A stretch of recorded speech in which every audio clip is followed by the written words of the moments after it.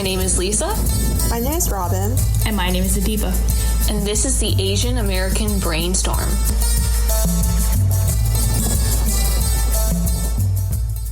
Welcome to another episode of the Asian American Brainstorm. This month, we're talking about Prabal Gurung. Prabal Gurung is a Nepali American fashion designer who has been an outspoken advocate for greater inclusivity within the fashion industry. Today, we'll be discussing his life, his career, and his activism. Sound good? All right, let's do it. Sounds good to me. Let's get started. So Prabal Gurung often credits his incredibly multicultural upbringing for his vibrant and unique fashion collections. He was born in Singapore on March 31st, 1979, to Nepali parents. Soon after, they brought him back to Kathmandu, Nepal. His mother, Durga Rana, single-handedly raised Prabal and his two siblings. Prabal attended St. Xavier's School for elementary, middle, and high school. So St. Xavier's School is a private Jesuit institution known for attracting students from more elite, privileged families. So I looked into them a little bit, and on their homepage, they have this little pop-up right now that informs you for the 200 or so students that were selected to enter their school through the lottery. Each of them must pay around 35,000 Nepali rupees or $300 just to enroll. So to give you an idea of who is able to afford and attend St. Xavier's School, $300 is about the monthly cost of living for just one person in Kathmandu without rent. So yeah, this is one of the many very international influences that Prabal had early in his life. In interviews as an adult, he recalls that he basically got bullied and even beat up for being effeminate at the Catholic all-boys school. So it was a pretty conservative atmosphere. Exactly. Gurung continued his internationally influenced education at the National Institute of Fashion Technology, which is located in New Delhi, India. There, he held apprenticeships with a lot of local fashion and production houses, most notably with Manish Arora, who was named one of the best students at the National Institute of Fashion Technology in 1994, and is currently an Indian fashion designer who is really well known for his psychedelic color palettes and garments that combine Western silhouettes with a lot of traditional Indian crafts like embroidery, applique, beading, etc. I've seen some of those outfits and they're pretty nice. Yeah, those colors are really out there and I appreciate it. He does not hold back.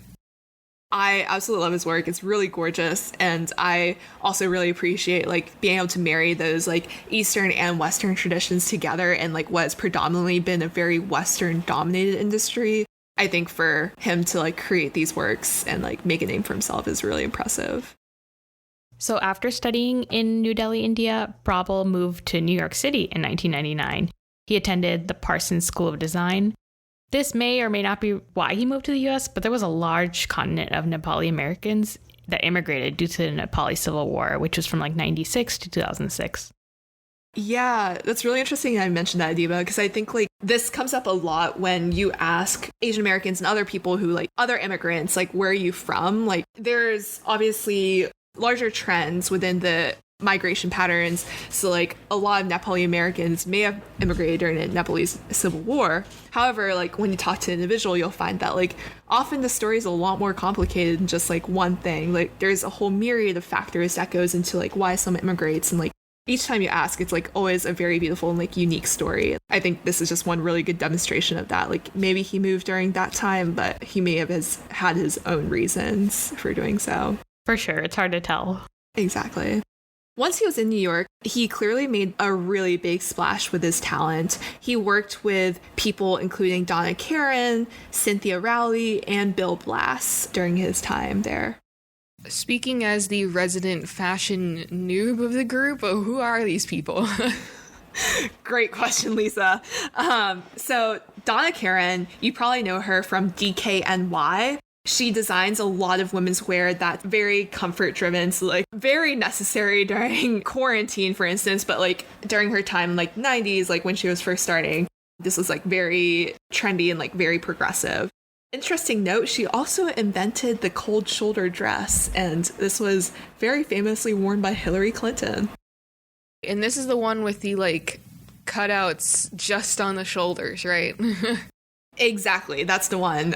So she invented that. I remember it being very big to have shoulder cutouts in, for me, like late middle school, early high school. But basically her reasoning behind that was, she was like, any woman can look good with like shoulders cut out. No matter your age, your shoulders are gonna look good. So that's Donna Karan. Cynthia Rowley, I don't know her as well, but she's been described as like pretty meets sporty, or like the pioneer of surf leisure by Vogue. I think the main reason why I kind of know her at this point is because her daughter Kit Keenan appeared on The Bachelor season 25 in 2021. The more you know. Yeah. Everything's tied together in California, I feel like. Finally, Bill Blass is probably the least well-known of three for me personally. Basically, he was this extremely, extremely famous and well-awarded fashion designer who was known for like colorful and well-tailored women's wear throughout like the 70s, 80s, and 90s. Unfortunately, his fashion house kind of sunk in 2008 during a Great Recession. It never recovered from that. So I think that's part of the reason why we probably don't know him as well as we do some of the other ones. But yeah, essentially, Prabal interned, apprenticed, worked with all of these really major names in fashion. And so when eventually in 2009 he set out for his solo career, he was very well positioned to start making moves. Nice. So let's talk about his solo career. After 5 years as the design director at Bill Blass, Gurung launched his own collection called Prabal Gurung. Since then, he's become known for his casually luxurious style, which incorporates color and design elements from his international upbringing. So in 2009, his collection debuted in the Vogue runway. He still describes his collection's style as clothes for a thinking man's sex symbol, which I personally don't love. I think it very much centers women as objects in the male gaze. But I understand what he's trying to say, which is essentially that he's trying to tailor clothes for a woman who's like both smart, very much like active and thinking, but also wants to like look sexy and like look appealing.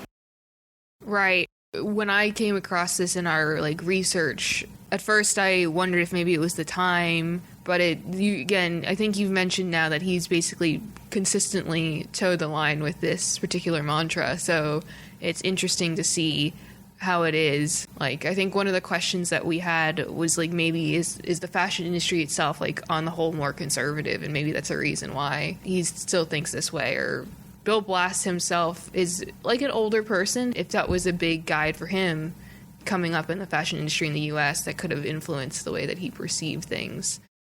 Yeah, agreed. Like, if he's surrounded by like other fashion insiders who like are not super progressive, like I'm sure that this particular statement wouldn't seem too out of the ordinary for the industry. But his debut collection is like really marked by his signature style, which you can still find, which is just very clean silhouettes and graphic colors.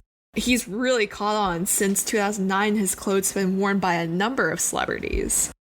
So the first celebrity he styled was Oprah Winfrey, and apparently Oprah was his inspiration for coming to the US.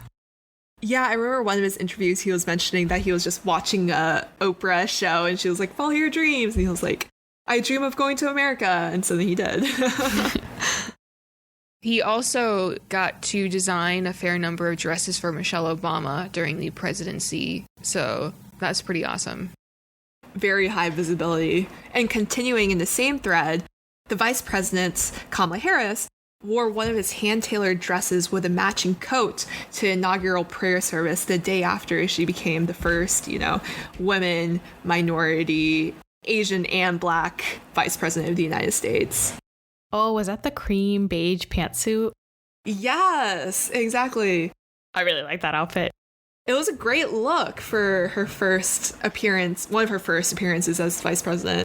I think it's really interesting, like, how much people have been paying attention to her outfits, but, like, in particular, this one, I wonder if it was, like, a callback to Barack Obama. I don't know if y'all remember, like, back in, like, 2014 or so, when this huge firestorm about Barack Obama's tan suit and, like, whether or not it was too casual.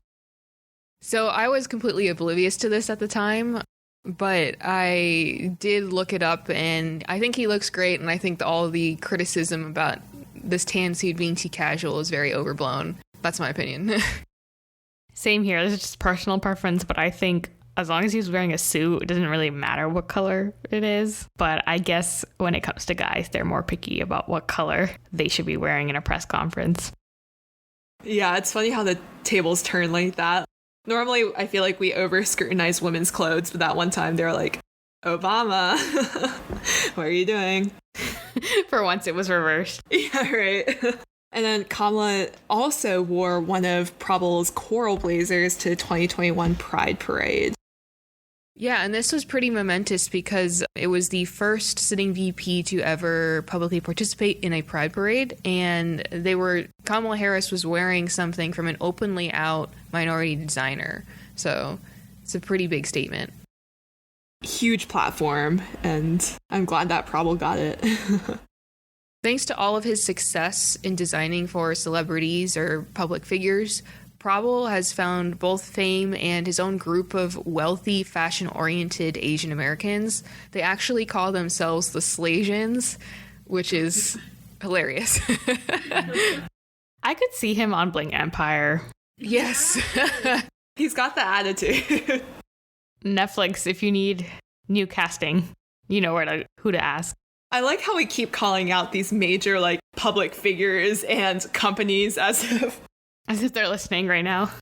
But they really should listen to this. This is a great podcast, and these are really fantastic suggestions we're making here. I'd watch him on Bling Empire. Me too. So that is Prabal's career. Let's now talk about his activism. Since 2016, Prabal's brand has become very outspoken about the racism of the fashion industry.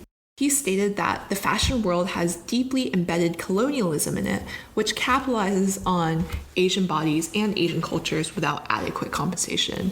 And I completely agree with that take.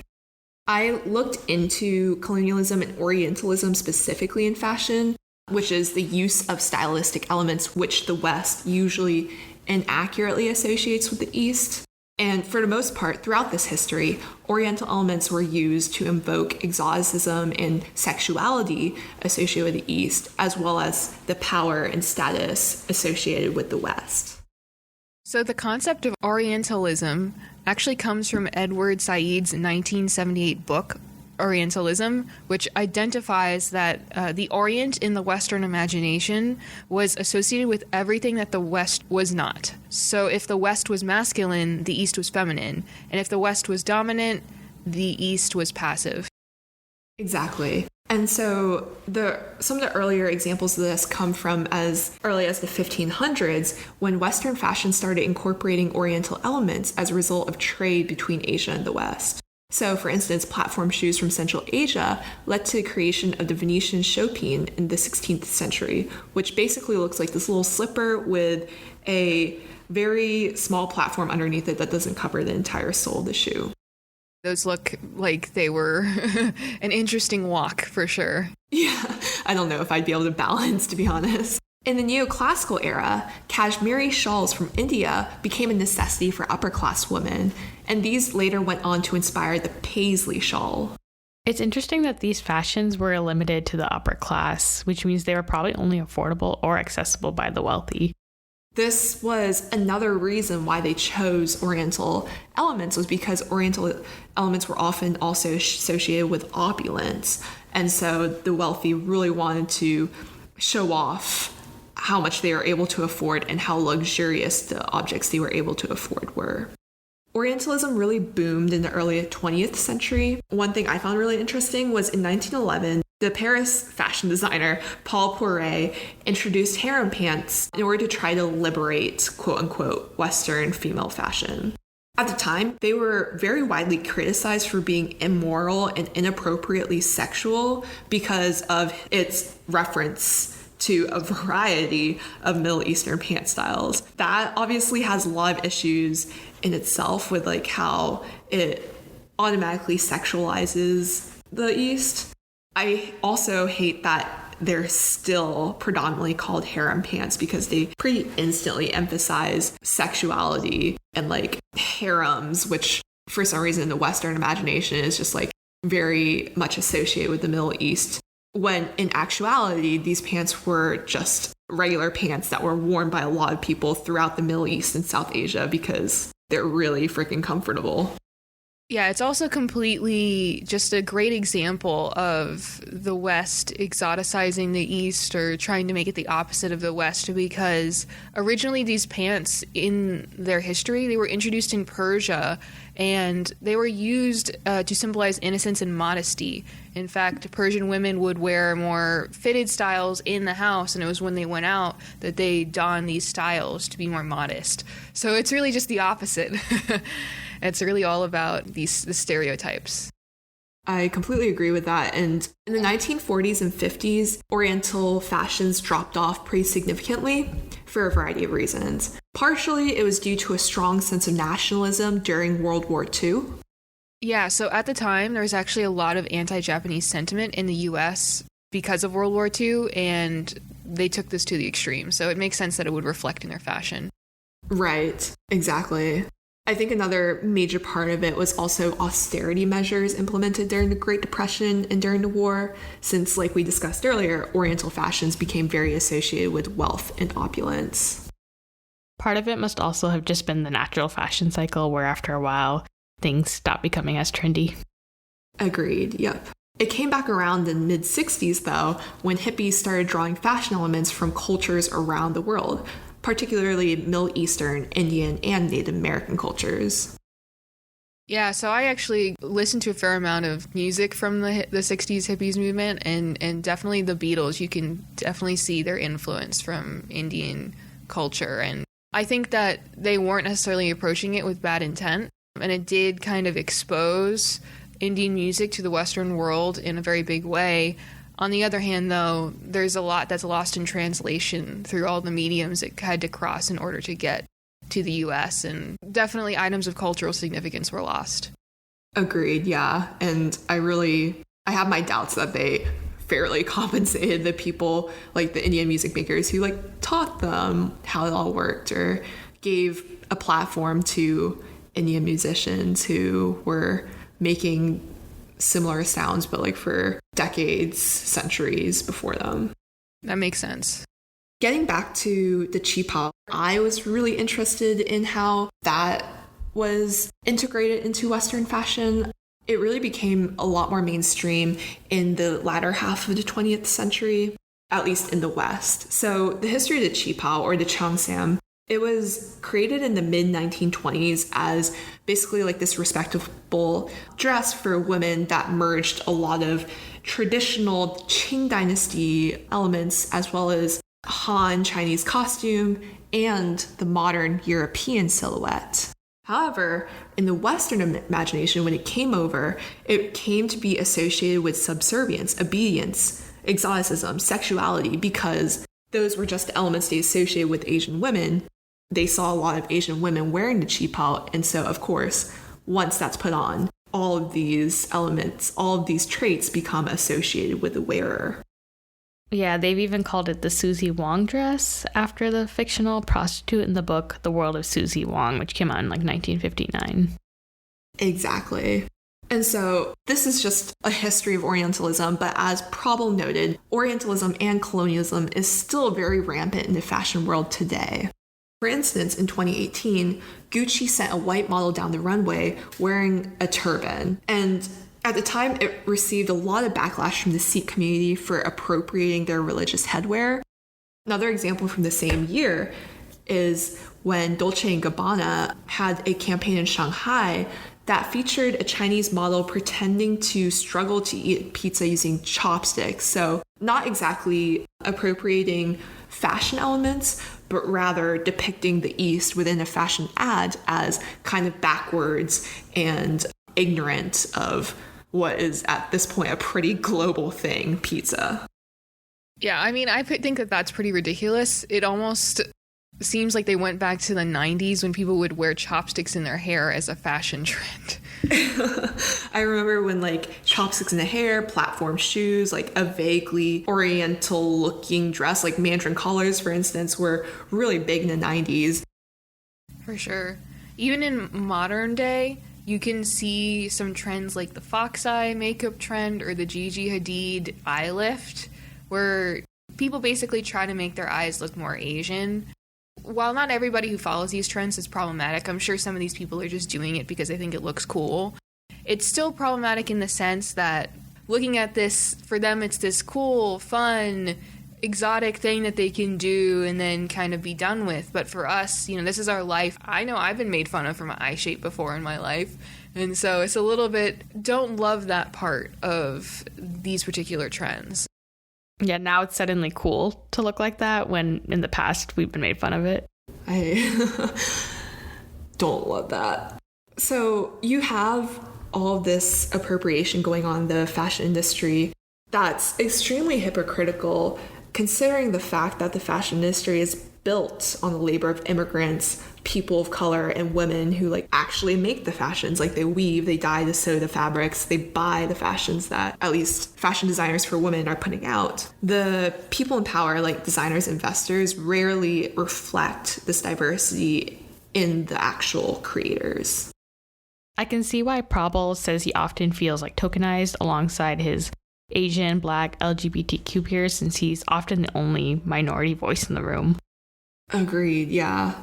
His experiences as the only minority voice has rarely been subtle. There's this one story he tells a lot about. In 2019, around the 10th anniversary of his brand, he was trying to discuss a new vision for his label with potential investors. And that vision was of a colorful, diverse America that he just didn't see represented elsewhere in the fashion world. However, a white executive in the boardroom literally asked him, how can you define America when you don't even look American? That is so bad. Yeah. Prabal says that he shared his American journey, which was 20 years in the making, to this guy. But ultimately, he obviously failed to get the investment for his fashion show there. Probably for the best. I wouldn't want to work with that racist investor. Right? Can you imagine how toxic that environment would be?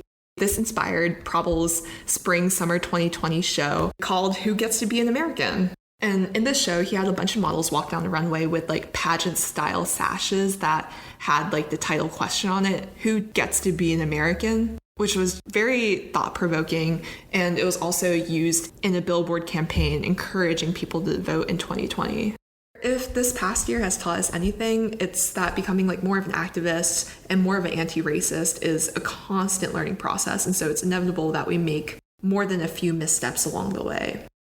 For instance, one recent op-ed by Prabal in the Washington Post had a few things that I took issue with. So the overall point of it was, in the wake of George Floyd's murder, he wrote to encourage solidarity between Asian Americans and Black Americans. In the process of making his points, he uses a lot of Asian stereotypes. So for instance, he says, we Asians are not conditioned to speak out or be disruptive. It is instilled in us to keep our heads down, work hard, and be gracious. Which is, I don't know, I feel we don't need to reference these stereotypes in order to build interracial solidarity. For sure, it's kind of dismissing those who did put effort. I kind of see his point, but not the best way to put it. Additionally, Prabal recently came under fire for a lookbook that had photoshopped out a sign acknowledging the indigenous people who used to live in that area. Right. So this was actually a very recent photo shoot. It was 2021, and Prabal intentionally staged it in Chinatown, New York City. His intent was to capture the lighter energy of getting vaccinated and coming out of the pandemic, all while celebrating Asian American culture, especially given all of the AAPI violence we saw this past year. A quote from Prabal regarding the shoot: "I wanted to normalize our existence because we are not just here during our heritage months." So essentially, in one of the photos, there is a woman in a light blue dress, and this is the actual photo shoot photo. The wall behind her is painted bright red, and you can very clearly see that it looks like something in the top right corner of that wall was sort of photoshopped out. On the right, you see the actual real-life wall, where it has a sign that reads, "We acknowledge with respect the Lenape people's historic and enduring relationship with the Lenape-Hoking, where our city sits. Our vision for Chinatown is interconnected with indigenous flourishing and self-determination." And so this message was actually the first public bilingual land acknowledgement between the indigenous people of the area and the Chinatown itself. It was created by multiple Asian artists on the Wing on Wo & Co. store in Chinatown. Essentially, both the artist that made the sign as well as the store retweeted this particular call out. Prabal ended up going on to make a written apology. He said, with this collection, I wanted to pay homage and honor the wonderful poignance of Chinatown, a place that made me who I am. His reasoning was that these images were made for editors and stylists to see the collection's looks. So the images are closely cropped to highlight the outfits. And in order to not misrepresent the sign, they photoshopped it out. So personally, I don't think that Prabal was coming from this in a particularly bad place. He specifically picked Chinatown because he wanted to highlight Asian Americans in some way or form. Could he have gone about this better? Yes, absolutely. I think he could have gotten a picture with the sign included, or even included a person from this culture in the area. However, he has taken the criticism gracefully and promised to do better. So I feel like that's good enough. I think we have to give people complexity to, if they make mistakes, learn and grow from them. I'm definitely open to your guys' takes on this particular situation. The Photoshop skills are pretty bad. I could have done a better job. First of all, they shouldn't have Photoshopped it out, but if they were going to, they should have done a better job. Yeah, it's very obvious, and it almost makes the whole picture look kind of sloppy, in my opinion, but that's just my aesthetic opinion. No, I agree. Like, I think it looks worse without the words, and to my eye, maybe, like, their perspective is wrong or something. It looks like there's more than enough space for them to have kept the land acknowledgement in there. Yeah. One other reasoning I thought of when I read about this was that maybe it had something to do with, like, not wanting to share the artist's work without their permission and the complexities of that if you're sending it out to multiple different people. However, I do think he missed an opportunity. It could have been a great way to promote the Lenape culture as well as Chinatown itself. Exactly, yeah. Like, he had a very big platform and he didn't use it, which is, like, a big missed opportunity for him. I think at the end of the day, Prabal is, like, working to try to make some changes. So, like you mentioned, the photo shoot in Chinatown was trying to shed light on the anti-Asian violence during COVID-19, and most of the staff who worked on that photo shoot were women. Since 2012, Prabal has been running the Shiksha Foundation in Nepal, which he and his family started to provide education to underprivileged children. This foundation aims to provide at least 300 underprivileged children with an education within the next 10 years. There are currently over 60 children in the program, and this number only continues to grow. Prabal also debuted his collection of t-shirts featuring slogans such as "The future is female," "We will not be silenced," and "Nevertheless she persisted," with proceeds going to ACLU, Planned Parenthood, and Gurung's own charity, the Shiksha Foundation, Nepal. That's some of the activism that he's been doing. In conclusion, Prabal has been using his weight in the fashion world to shift a historically conservative industry towards slightly more progressive takes. One of the quotes from his interviews that I just really loved was, "We are stronger when the world is colorful, visually and metaphorically." I felt that. Right? What a beautiful sentiment. So what do y'all want to take away from this, from Prabal's story? I love learning about Prabal's journey.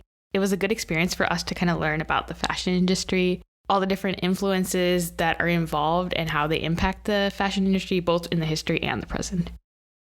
Completely agreed. It was really fascinating for me to start learning about how Orientalism in particular impacted fashion, and like how even today we still see instances of that within our clothing and the things we decide to put on ourselves. I also really appreciate just like seeing his growth as an activist. I think one thing that I really want to keep in mind is just like the learning aspect of being an activist, and the fact that like you're gonna make mistakes and it's important to just like learn from them as best as you can and do better in the future. Yeah, I think that's all we can really ask for of people at the end of the day. So I'm also glad that he seems to be growing. On my end, I'm also glad that things have come a long way with appropriated Asian fashion. This particular new area of Asian media. Shows like Kim's Convenience, Never Have I Ever, and movies like Crazy Rich Asians and Minari, they make me hopeful that we will get better and better on this front, because it'll bring more of the cultural significance of these types of clothing to American eyes. That concludes our episode on Prabal Gurung, fashion statement maker. If you enjoyed learning about important Asian Americans in history, please subscribe to our podcast.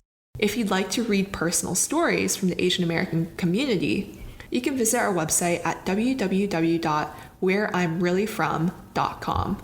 Thank you for listening.